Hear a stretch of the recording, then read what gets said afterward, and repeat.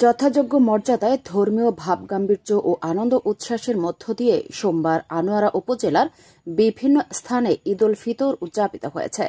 দেশের ধর্মপ্রাণ মুসলমানরা ঈদের নামাজ আদায়ের মধ্য দিয়ে পালন করেছেন তাদের অন্যতম প্রধান ও ধর্মীয় উৎসব।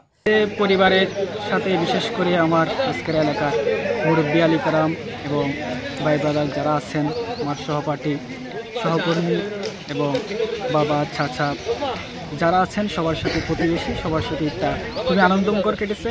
সবাই একে অপরের প্রতি ভালোবাসায় মুগ্ধ হয়ে একে অপরকে ঈদের আনন্দ আমরা ভাগাভাগি করতে পারছি। 29শে রমজান শেষ করে খুব আনন্দের সাথে আমরা ঈদের নামাজ শেষ করছি। এখন উপজেলার ঈদগাহ ও মসজিদগুলোতে পেশ ইমাম ও খতিবরা ঈদ জামাত পূর্ব বয়ানে মাহে রমজান এবং পরবর্তী 11 মাসের আমল সম্পর্কে গুরুত্বপূর্ণ বক্তব্য তুলে ধরেন।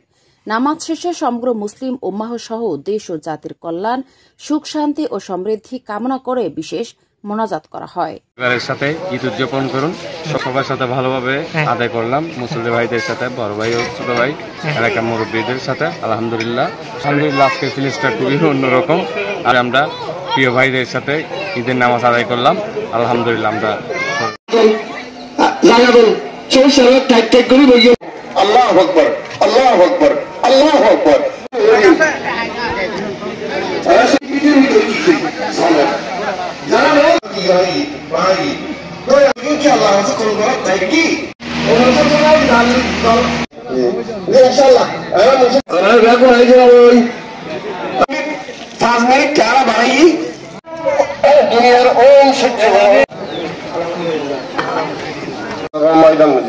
আল্লাহ